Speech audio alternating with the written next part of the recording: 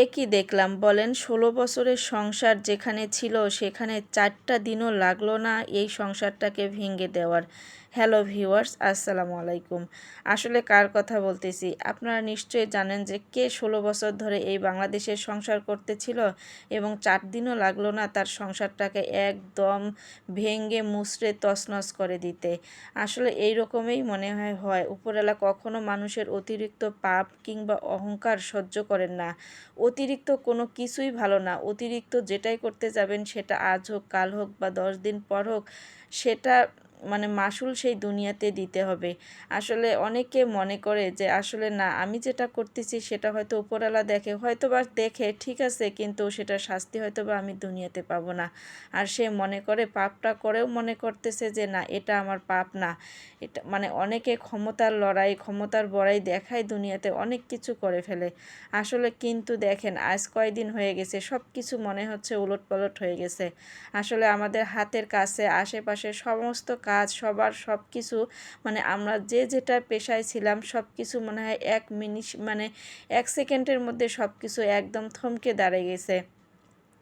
কোনো কিছু করার ইচ্ছা, মনোবল কোনো কিছু নাই।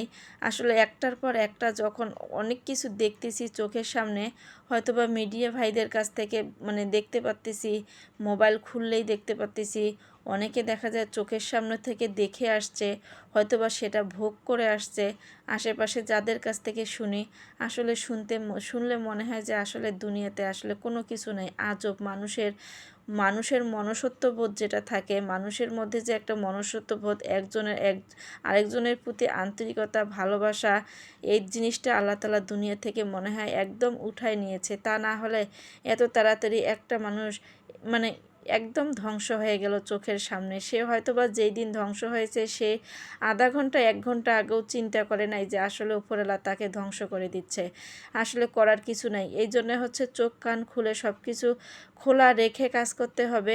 এতটুকু হলেও মনুষ্যত্ববোধ থাকতে হবে। আর অহংকারের বড়াই করতে নেই। অহংকার আল্লাহ তাআলা পছন্দ করে না। অহংকার যে ব্যক্তি করবে সে আজ না হোক কাল না হোক সেটা ধরা খেতেই হবে। একদিন আগ আজ একদিন পিছ, এটাই হচ্ছে বাস্তবতা। আমরা বাস্তবতা মানতে চাই না। আমরা হচ্ছে নিজের ক্ষমতাকে, নিজের অধিকারকে সবসময় মনে করি যে না, এটাই আমাদের কাছে সব কিছু, আর কোনো কিছু না। আপনাদের সঙ্গে গল্প করতে করতে রান্নাগুলো একদম শেষ করে ফেললাম। আজকে হচ্ছে মাছ রান্না করেছি বেগুন দিয়ে। বেগুন আর মাছ আমি দুইটাই হালকা করে তেলের মধ্যে ভেজে নিয়েছিলাম। ভয়েস দিতে পারতেছি না, আজ কয়েকদিন ধরে শরীর অনেক খারাপ। ভয়েস দিতে গেলে মনে হচ্ছে প্রচণ্ড কাশি আসতেছে আর গলা একদম বসে গেছে। জানি না কণ্ঠটা কেমন শোনাচ্ছে, তারপরেও তো কাজ করে যেতেই হবে।